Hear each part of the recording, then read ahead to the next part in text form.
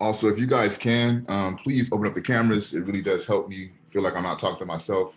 Also lets me know that you guys are listening and engaging with me. Um, so you guys are good on questions. No one has any further clarification that's needed as far as the reading. All right, I'll jump into my notes. So the book that we engaged, or chapters of the book that we engaged, is called Discourse to Colonialism. The author is Aimé Césaire. He's a Martinican poet, really writes some phenomenal poetry, intellectual, like Edward Glissant, grew up in Martinique, but ideologically and intellectually trained within France. Um, so for me, one of the first things I had to think about when engaging this text is the title of the text, right? Discourse on Colonialism. So I thought it would be a good idea to know what a discourse is, right? And how understanding what a discourse is could lead us to some insight as to what Césaire is up to and what he's trying to do.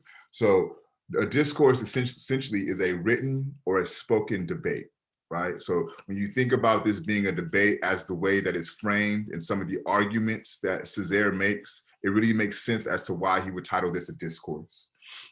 The book was originally published in 1955 in French. Then it was republished in English in 1972. So there's two things at play here within this text, right? It's what's being said, it's the discourse, the argument, right? But then also how he goes about his discourse, Césaire's method, right? And one of the things that I found within reading this text is supreme use of the counter argument. Who does not know what a counter argument is? Who hasn't heard that term before? Okay, so we all understand what the counter argument is. So he uses this in a phenomenal way. Also for me, I love the opening paragraph of this text. I like the way that he starts. He doesn't hold no punches, right? He lays everything else on the table. So starting on page 31, a civilization that proves incapable of solving the problems it creates is a decadent civilization. A civilization that chooses to close its eyes to its most crucial problems is a stricken civilization. A civilization that uses its principles for trickery and deceit is a dying civilization. The fact is that the so-called European civilizations, Western civilizations, as it has been shaped by 2 centuries of bourgeoisie rule, is incapable of solving the 2 major problems to which its existence has given rise: the problem of the proletariat and the colonial problem, right? So he just lays everything out on the opening page, right? And he talks about the ills of a society that can't solve the problems that they create, right? He talks about the ills of a society that closes its eyes to its most crucial and fundamental problems, right? And then from there, he goes into his argument. And really within his argument is the problematization of this notion of colonialism equaling civilization, right? So this is what he's trying to problematize, this notion that to be engaged in the colonial experience is to be in the process of being civilized, right? This is what he's trying to argue. This is where the discourse unfolds. And then on page 33, he wants to pose a question, right? I pose the following question: has colonization really placed civilizations in contact? And he answers this question with no, right? So again, just problematizing this idea that does colonization bring civilization? And then on page 35, he says we must study how colonization works to decivilize the colonizer, to brutalize him in the true sense of the word. So again, it's not about necessarily in this context, right, those who are being colonized, right? He's not talking about the peoples of Africa who are being colonized by British colonialism. He's not talking about the people in the Caribbean who are being colonized by British colonial or French colonialism, right? He's talking about the people who are actually doing the colonizing, right? So he's saying you can't engage in this colonial enterprise and yourself not becoming humane, right? So again, this notion of colonialism equaling civilization, he's arguing against that notion. And he's saying, not only does it not equal civilization for the colonized, right? It does not equal civilization for the colonizer, which to me is much more fecund and much more profound, okay? Then he shifts the conversation to this idea of Nazism, right? And he says they tolerated Nazism, they tolerated that Nazism that was inflicted on them because until then, it had been applied only to non-European people, right? So he's essentially claiming that the colonial enterprise, the colonial project is likened to Nazism, right? But once Nazism touched down on European soil and the colonial experience began to be experienced by Europeans, then that activity becomes problematic, right? And then the question that I posed in the breakout rooms, what is Césaire doing with Hitler? Because he moves from Nazism to Hitler, right? So what's up with that? Why is that part of his argument? Is an effective part of his argument? Then to go further, right, on page 39, he says, no one colonizes innocently, no one colonizes without impunity, with impunity. A nation which colonizes, that a civilization which justifies colonization or force is already a sick civilization, right? And then on page 43, I really like the way that he problematizes these notions of the positive effects of colonialism.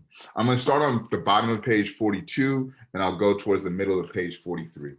He says, my term to state an equation. Colonization equals thingification, right?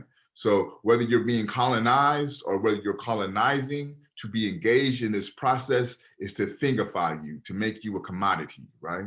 To dehumanize you. I hear the storm. They talk to me about progress, about achievements, diseases cured, improved standards of living. I am talking about societies drained of their essence, cultures trampled underfoot, institutions undermined, lands confiscated, religions smashed, magnificent artistic creations destroyed, extraordinary possibilities wiped out. They throw facts at my head, statistics, mileage of roads, canals, and railroad tracks. I'm talking about thousands of men sacrificed to the Congo Ocean. I'm talking about those who, as I write this, are digging the harbor of Abidjan by hand. I'm talking about millions of men torn from their gods, their lands, their habits, their life, from the dance, from wisdom, right? And so to me, this makes me think about Glissant and the third abyss, right? All those things that get left behind, right? So while you're telling me about the railroad tracks, you're telling me about the diseases cured, I'm thinking about the bodies that were lost. I'm thinking about people engaged in manual labor who are harboring mines with their hands as we speak, right? So another way to think about it, right? You can't tell me about how beneficial Dodger Stadium is and forget about all the people who were displaced, who were living on Charbez Ravine before they built Dodger Stadium, right? It's the same thing that Glissant is up to. And then also this notion of the colonialism equal thingification, right? And then the boomerang effect of colonialism. This is tied to this notion that even the colonizers are being dehumanized by participating in this notion of colonization in the colonial enterprise, right? That's what a boomerang does, right? If you throw it out, it comes back to you, right? So if you throw out your attempts to dehumanize other people and subjugate other people, you in turn will be subjugated and dehumanized as well, right? Because you cannot practice these things and still be innocent. You cannot do these things and still think and be and move with impunity, right? To engage in this process is to engage in criminality. To engage in this process is to dehumanize yourself and to subjugate yourself, as Césaire articulates it. I'm going to read the last paragraph of the essay, and then we'll open up for the fishbowl. The proof is that at present, it is the indigenous peoples of Africa and Asia who are demanding schools, and the colonialists in Europe which refuses them. That it is the African who is asking for ports and roads, and the colonialist Europe who is niggardly on this score. That it is the colonized man who wants to move forward, and the colonizer who holds things back. So this is how he ends that paragraph, right? Excuse me, how he ends this chapter. And again, think about the argument, right? Does colonization equal civilization? So he ends it saying that really what colonization is doing is stifling the normal progression of the people who are being colonized, right? So when the indigenous people of Africa and Asia are demanding schools, the colonists push back that progress, right? When they're asking for ports and roads, they'll push back that project, right? Even, right? So this is how another thing that colonialism does. Let's just say that a country is effectively able to overcome or overturn or get rid of colonialism, right? There's one of two ways that this could play out. If they want to do it completely, and I believe this was done in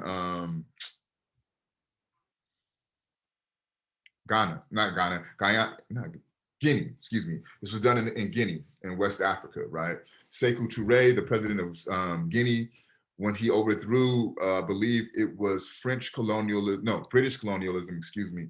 The British came back, pulled up the roads that they built, right? They tore down the like state capitals that they built, right? And they left the country in shambles and ruin, right? So this is one way that you could deal with colonialism. Césaire, right, the person who wrote this, he ends up being the president of Martinique, okay? He's able to occupy political office. So this is some of the dirt that's on Césaire's name that kind of separates his poetry and his writing from his actual political practice, okay? So what Césaire does is he makes Martinique an extension of France, right? So just like how we have Puerto Rico is part of the United States, right? But it's not like we think of as a part of the United States. Martinique would play out the same way with France, excuse me. But what happens is, right, they still have to pay tax to France. Well, there's certain things that they have to do that still allows France to run their resources, right? So although they're free, the French government still controls their money, still controls their resources, controls the commerce, and controls the way that the country operates, right? So although they're free, France still very much has control in their hands in how that country of Martinique operates. So you can see, right, there's two ways of dealing with overcoming colonialism, right? Césaire's route, where you're still very much connected to the colonial empire, or Sekou Touré's route, where they just snatch everything up from you, right? And you're left with nothing, you're forced to build from scratch. You also have Haiti, right? When Haiti was able to overcome colonialism and the system of enslavement, they, I believe still to this day, are being taxed for the labor that the French government lost. And that labor are the African peoples who were enslaved, right? So Haiti is paying tax to the French government for liberating the formerly enslaved Africans on the island of Haiti, right? So these are other ways that colonialism seeks to stifle the process of civilization and remains engaged in extracting the resources and the goods from countries that they're colonizing, okay? So let's jump into our fishbowl. Keep in mind, if you have gone twice already this semester, you're good to go. If you went once, you only need one more fishbowl. And if you have not gone at all, you probably want a fishbowl. Is there any volunteers? I can do it. I could do. And Kimberly, okay. I can do it. And Kim? All right, so we have Kimberly Travasso, Kimberly Aguilar, and we have Esmeralda for our fishbowl. Whoever wants to start it off, it's on you.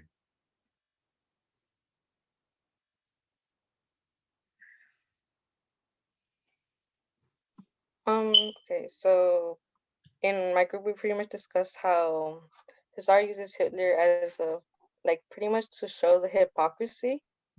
Because if in the reading it says we aspire not to one of the things that Hitler said was we aspire not to equality but to domination.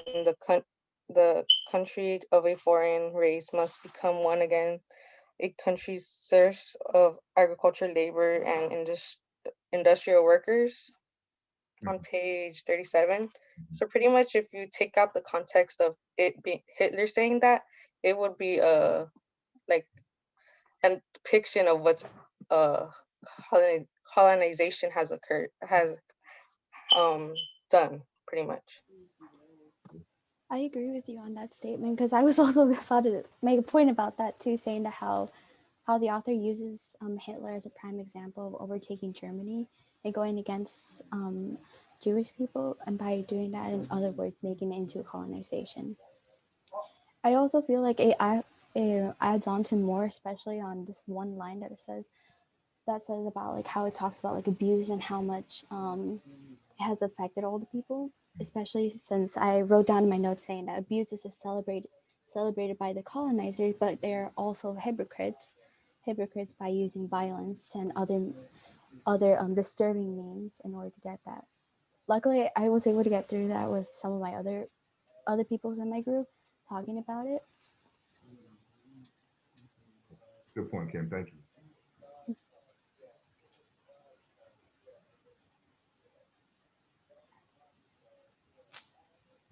I think it's on you, Kimberly.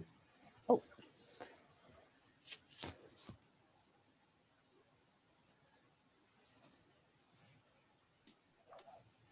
Okay, so what me and my group talked about was how we were kind of in like Arcata 12, we weren't really taught. I mean, we were taught colonialism, but I would say it was kind of like taught, oh, it was good. We did better. We did it for like their benefit.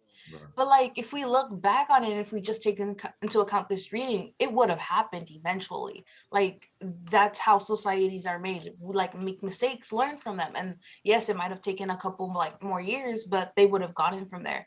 And it's just kind of put us into perspective how we're just, yeah, it just kind of made me think about that, like how we were taught, how kind of, it was kind of good. Yeah.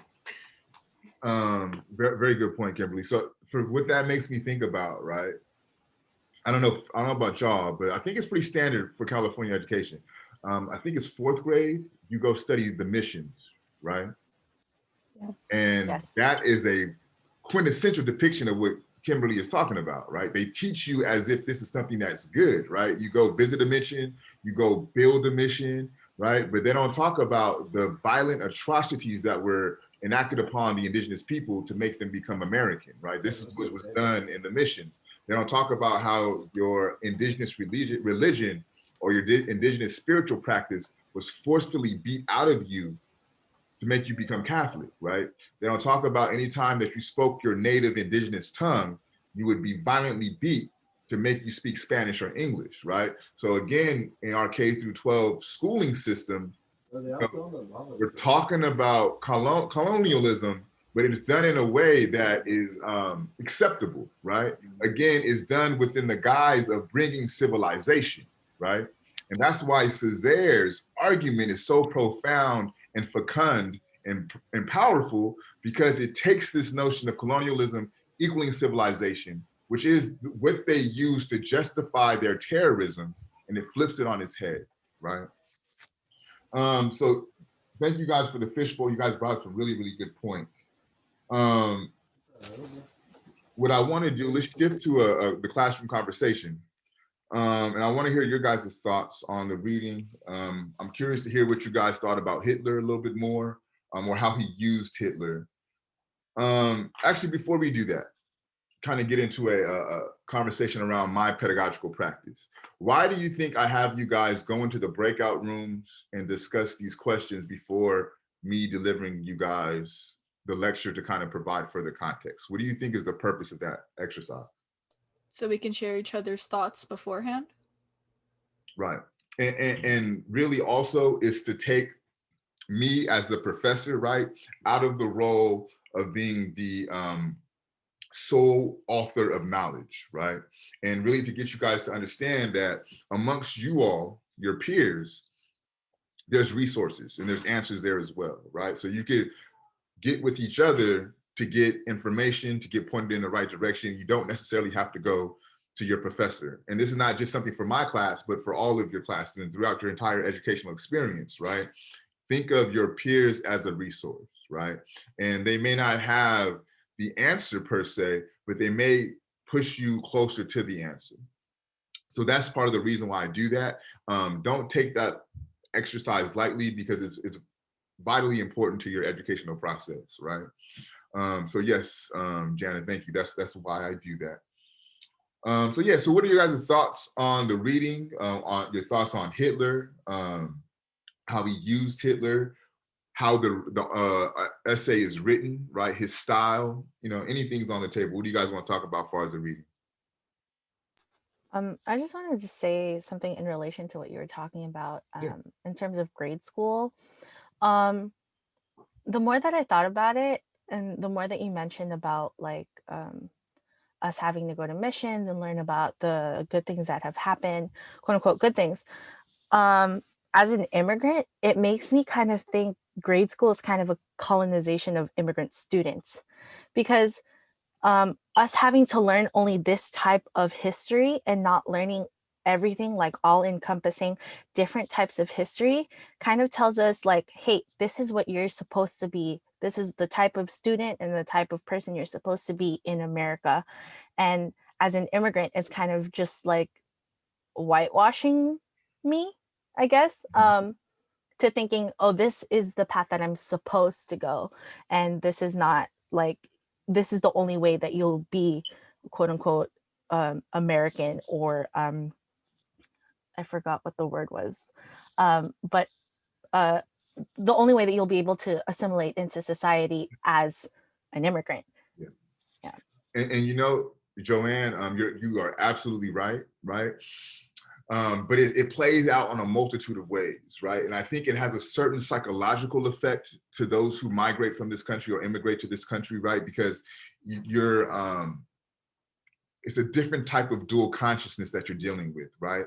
Is one, you want to be accepted, so that way you're not creating no waves while you're here in this country that cause you to get sent back or cause unnecessary attention to be thrown your way, right? So you want to stay under the radar.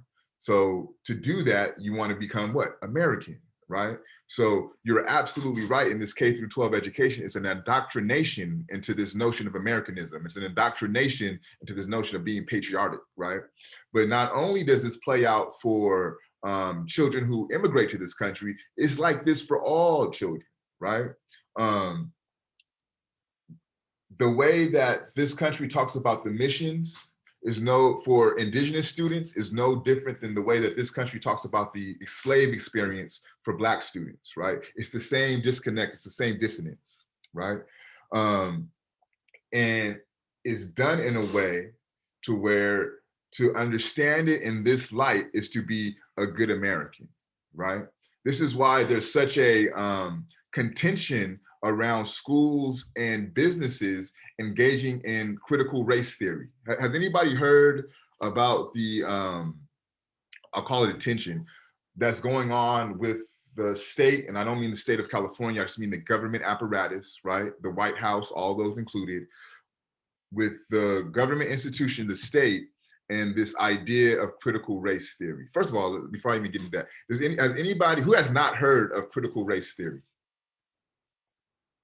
Okay. So critical race theory is a theoretical framework that developed out of law, right? I believe a lot of folks from UCLA and various other law students came together to it's a book and it's a theory that makes you critically analyze the structure of race, right? And they were looking particularly on how the structure of racism plays out within law, right? But that theory kind of branched out and it spilled over into education to where it was really a real core component of ethnic studies education, to be critical of the way that race plays out within our country. 45 the former president made a executive order to prevent, eliminate, and no longer allow critical race theory to be used in schools and used in corporate offices for like diversity and inclusion training, right? So what do you think the significance of, and think back to Joanne's comment about being a good American, right? What do you think the significance of the state preventing or stifling the type of conversations that would engage elements of critical race theory? Why do you think that the purpose of that is?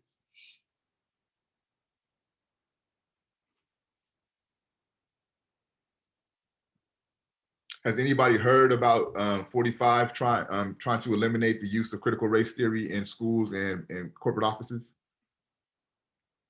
Up to this This is point, the I first haven't I've heard of it. Yeah. Okay. Man, y'all gotta get y'all news up, man. Like that shit is something that definitely affects you, right?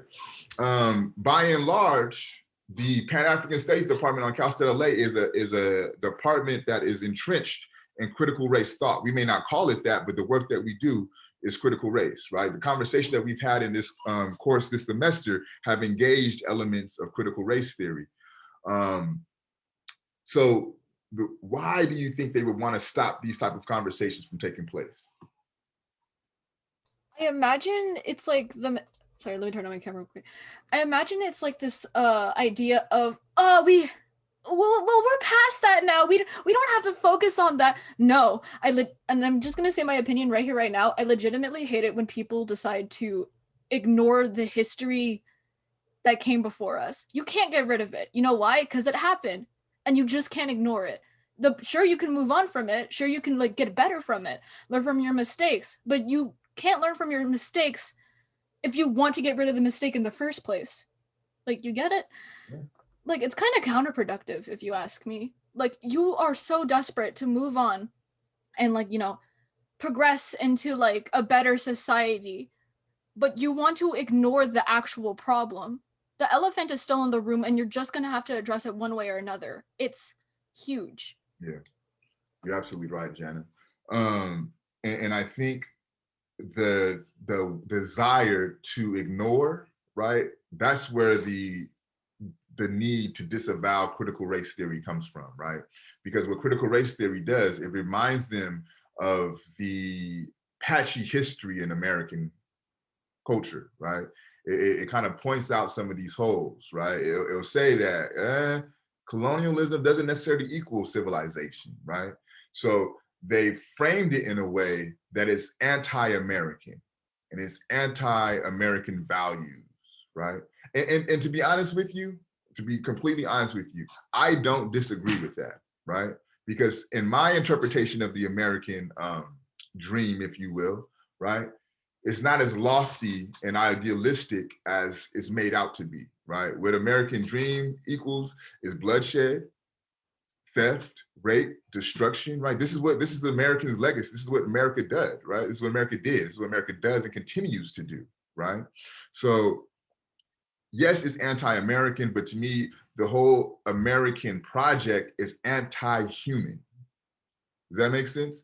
So yes, things like critical race theory can be pitched as anti-human, or sorry, as anti-American, right? But my argument would be that the American project, just like Césaire says, the colonial project, right, is anti-human. Let's go back to how he opens up the essay, right? A civilization that proves incapable of solving the problem it creates is a decadent civilization. How many problems has American civilization created? How many problems has American civilization resolved? Decadent. A civilization that chooses to close its eyes to its most crucial problems is a stricken civilization. Think about what Janet just said, right? There's a whole big ass elephant in the room and you want to look the other way, right? A stricken civilization, right? So, and yes, I'm talking about America, this is because that's where we reside, but to go back to Césaire, right? The whole Western civilization, right? We cannot ignore what's going on in Europe, right? You cannot ignore this whole Western enterprise that all reflect the same type of ideals and the same type of principles and the same type of values, right? So it's a Western civilization problem. Furthermore, if this is type of civilization that the West is bringing, I don't want that, right? Not only are interpersonal relationships fucked up, right? The world, right? We have a hole in the ozone layer, right? We have global warming, right? So this Western civilization has handicapped the entire planet, right? So we have to question ourselves. One, if this is considered civilization, is this the civilization that we want, right? Is this a sustainable civilization, right? So it's a real big thing in neoliberal conversations around sustainability, right? Is this sustainable? But I would argue the way that this society is oriented is unsustainable. We have to start thinking about new ways to go about doing what we're doing, right? Other thoughts, comments, or concerns about the reading?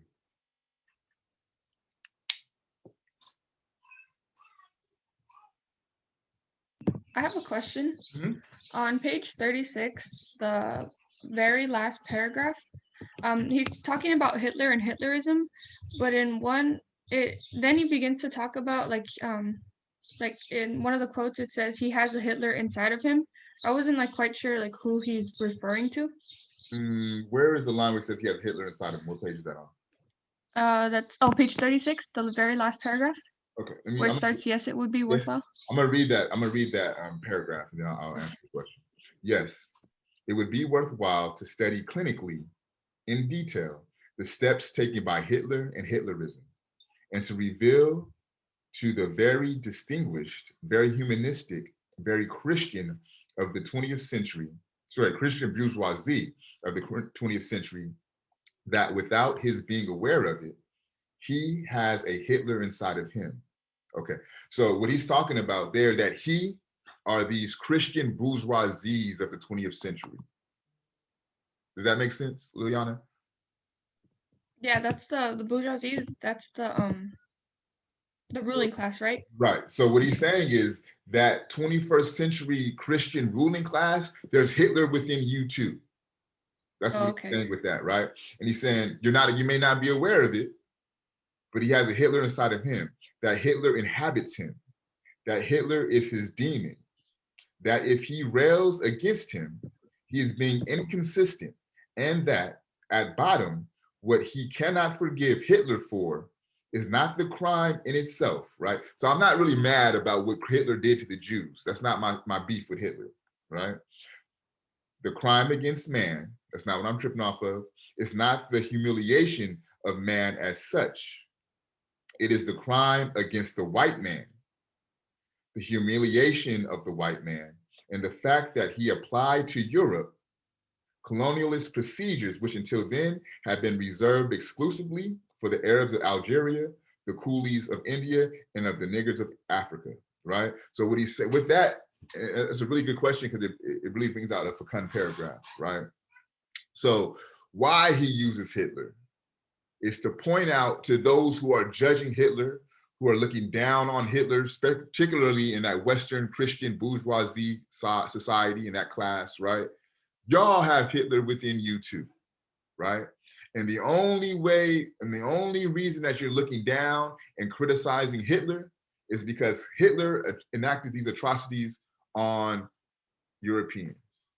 But when y'all was doing that in Africa, no big deal. When y'all was doing that in Asia, no big deal. When y'all was doing it in the Arab parts of the world, no big deal. But once you begin to do that on your own, now it's a problem, right? So what Césaire is saying, if it takes for you to have to do that to your own, for you to realize that this is a problem, then any one of y'all could be Hitler.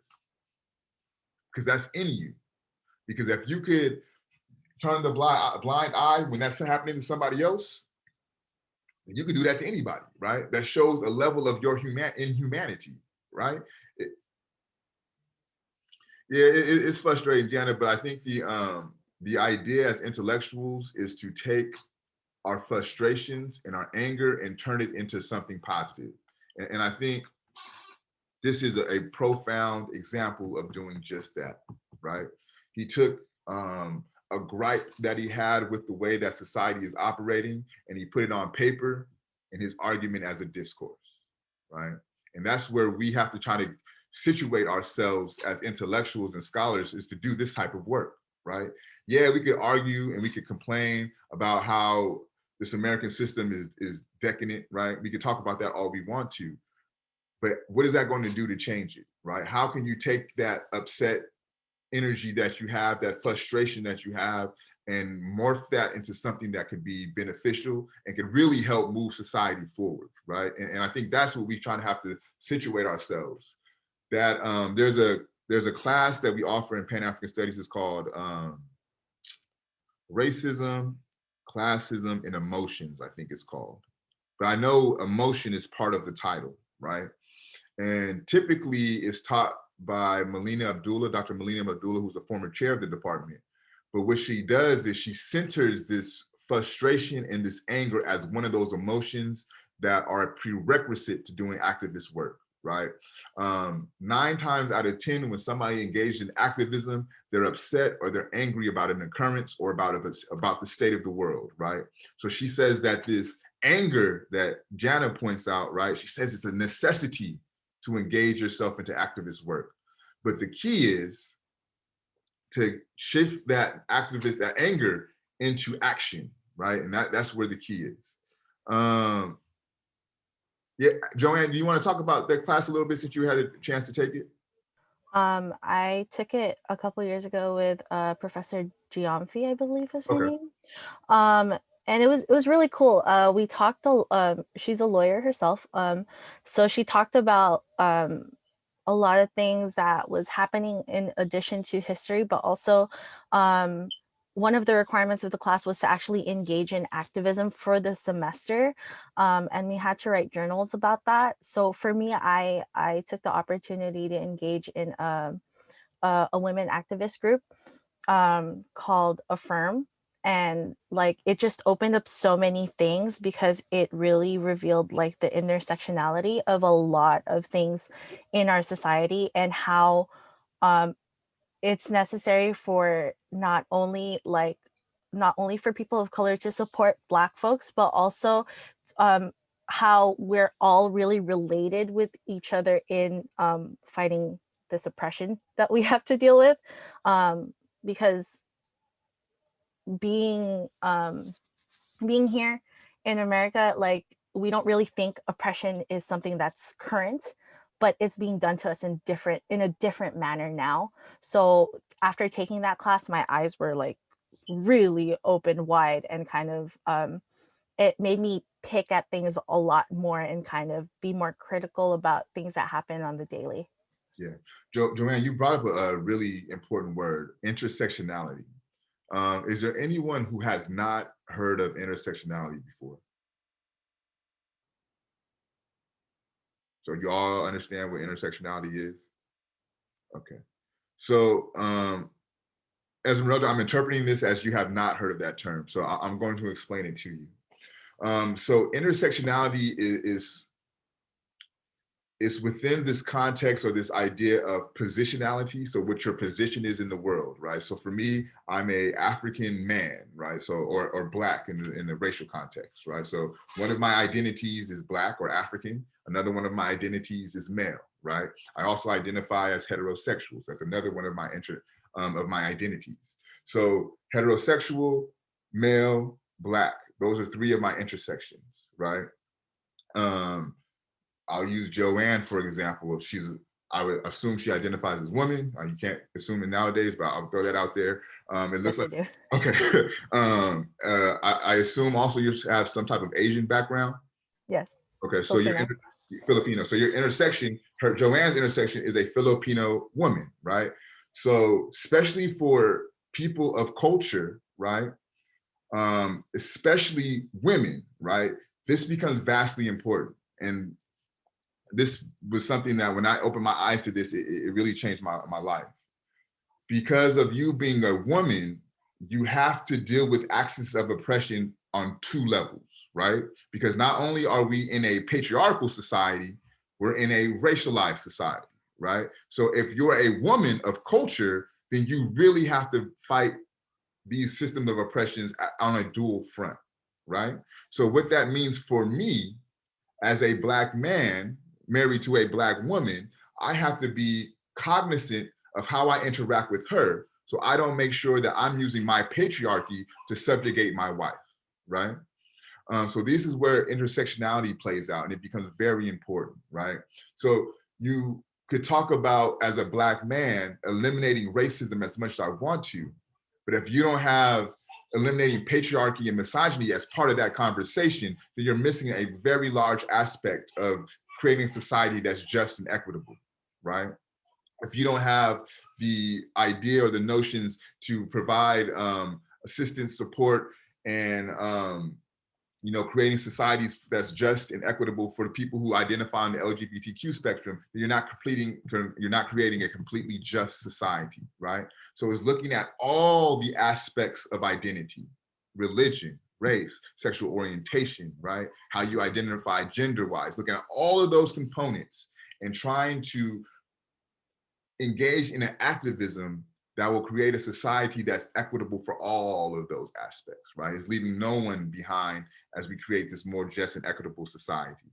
So that's why intersectionality becomes vastly important, right? So you can have it all understood from the aspect of race, but if you don't have the sex aspect down, you're missing the argument. You're missing a part of the boat, right? If you have everything understood from a sex and class standpoint, but you're missing race, you're missing the point, right? So this is why this notion of intersectionality becomes fundamental in engaging in thought, liberation thought, and liberation activism and liberation practice, right? You have to understand this notion of intersectionality. Anyone else? Thoughts on the reading, thoughts on what was discussed in class today? Well, I'm not sure if this is entirely correct, but I just wanted to point out a quote that I found interesting and what it reminded me of. What page, George?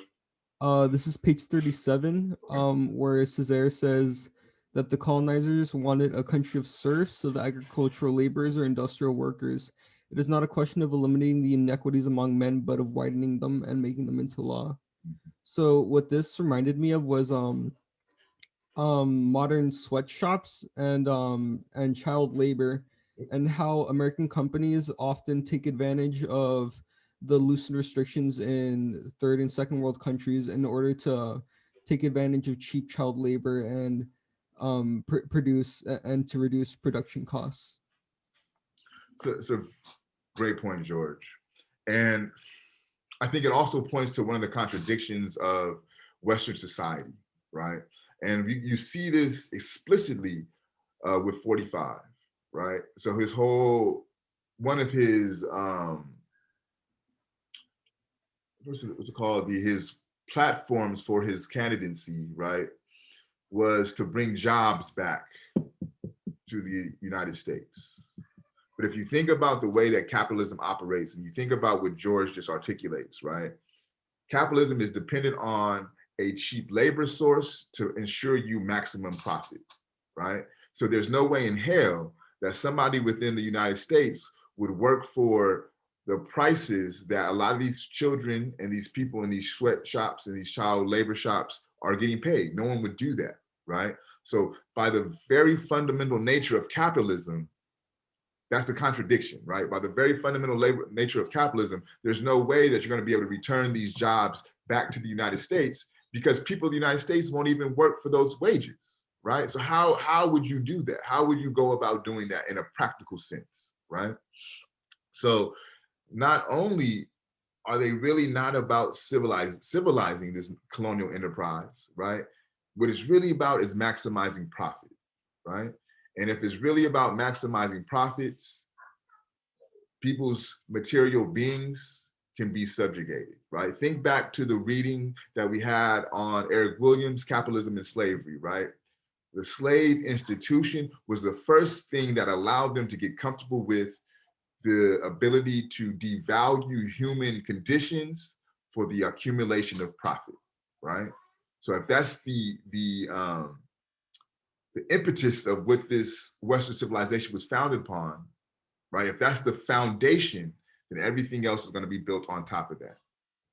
So there's no way in hell that you're going to be able to return these 50-cent jobs to American people, even though $77.25 for minimum wage is bullshit, right? But ain't nobody gonna go and do no kind of work for 50 cents.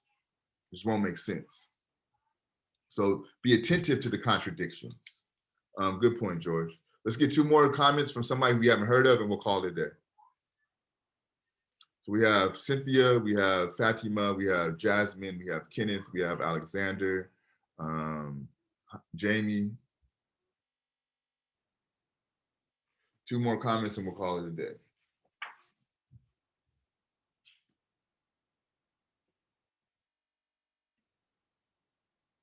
Yeah, I think that's a great equation as well, right? So we said, well, let me make my own equation.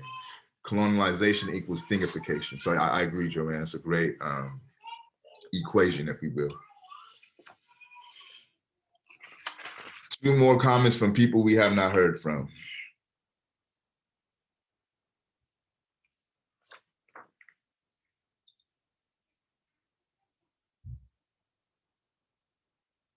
So Cynthia, what did you think about the reading?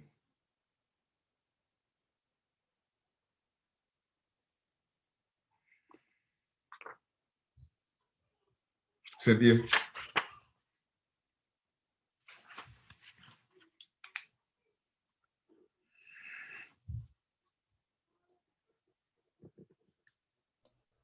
They're typing. Okay. So while we wait for Cynthia, Alexander, do you have any thoughts on the reading? Oh, yeah, I have a thought about it. Okay. Well, in my group we were discussing about it. I was saying that how civilization would I was making connection to the American civilization, like how we do not take control of any of our mistakes. Like what happened with the Atlanta shooting. There hasn't been any control over that. They're saying that saying that, oh, it wasn't off hatred, but clearly it was off hatred, and they're saying it was nothing to do with racism, nothing like that. But it was a American terrorist who did off hatred. So it just brings me anger knowing that you guys want to hide it, and not realize the truth about it, that we need to work on building our country better. But yet we're out here destroying others' race and patronizing them as hate towards them when 8 people were killed for no reason whatsoever. So it's just very devastating to know that just for the race that were killed, but yet nothing have been justice done for the person that did the crime, saying committing that was not over hate, but when it was. Did anybody so the sheriff in Georgia who reported on it and said that he was having a really bad day. This was his rationale for killing 8 people. I don't know about y'all, but I've had bad days before. And never has any of my bad days led to 8 people being murdered, right? Agreed. I am like shaking. I'm like pissed off right now. Yeah, as you should, right? And then, right, so what happens is they begin to research the sheriff who is making the claim that this murderer has had a bad day, right? As they start to look up his history and his social media profile, he has a history of making anti-Asian remarks on his own social media profile, right? So again, this idea of not wanting to, as you guys are saying, not wanting to deal with the elephant in the room, right? You have a white, and I'm gonna call it white inferiorist, protecting another white inferiorist for blatant racist terroristic attacks, right? Right. I'm just kind of looking at the chat. Yeah, very true, Jeremy. Yeah. Kenneth, Kenneth, can you say this out loud, please? Because it's a really good point. The way I thought about how the author relates to Hitler was to relate how the colonizer was dehumanizing the places they were colonizing, similar to how Hitler was trying to dehumanize the Jews. Yeah. And I think also, Kenneth, right? y'all, and I'll pose this as a question. Would you consider Hitler a functioning human being? No. No, right?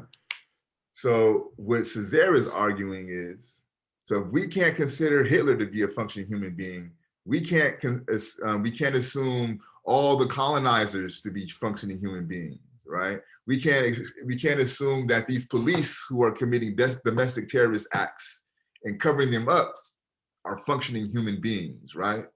So this is really getting at the heart of Césaire's argument and why he uses Hitler. So that's a very good point. Yeah. Jeremy, could you say that out loud, please? Far as how they feel, that you hit the nail on the head. We'll end it with this because that nothing else needs to be said after what you're about to say. Yeah, I was just saying that especially like white police officers, it's like them saying they're one bad day away from killing a bunch of people of color, and that's making it okay because they're saying it's just another bad day, like it could happen to me, you know, and it's definitely not. Yeah, absolutely. No. Go ahead. Sorry, I'm just kind of thinking about it right now. Who the fuck goes out and says like, you know what? I'm having a really bad day. I'm just gonna kill a bunch of random Asian women, you know, because they're tempting. And you know, Asian people are just so I'm just gonna kill them for no freaking reason, you know, because I'm just angry and you know I'm justified because I had a bad day. Sit the fuck down, shut the hell up, literally go to jail. Just jail. I agree, but you have to remember, Jana, right?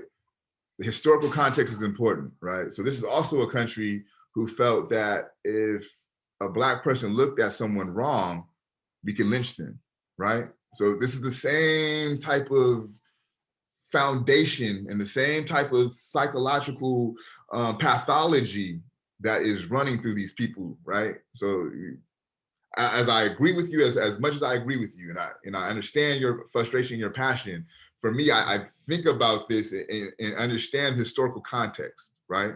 These are people who are comfortable with the idea that if something doesn't go their way, they can enact heinous murder. And society has showed them that this is okay because they have not been rectified, they have not been brought to justice for these things, right?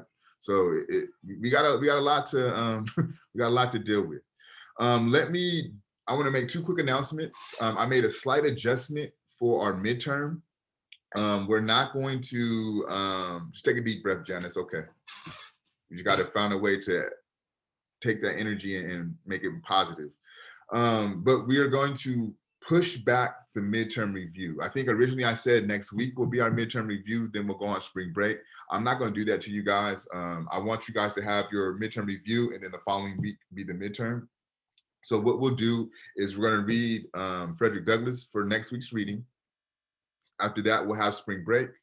We'll come back from spring break. We'll do our midterm review, and then we'll have the midterm the following week, okay? So next week, we'll read Frederick Douglass. Let me show you that real quick. And then after Frederick Douglass, we'll have spring break. After spring break, we'll have our midterm review. After the midterm review, we will have our actual midterm. So for next week's reading, it's a little long. It's a little bit longer than we have normally read so far. So keep that in mind. Actually, it's actually going to be in this one, week 47. A documentary history. So Frederick Douglass, the American Constitution and the Slave. And this is a speech that he gave in Scotland. So read that. It's 20 pages, but it goes quickly because it's a speech. So just keep that in mind. So give yourself a little bit of time. I'm also going to email this out to you guys so that way you'll have it for today. Other than that, is there any other questions, comments, or concerns for me?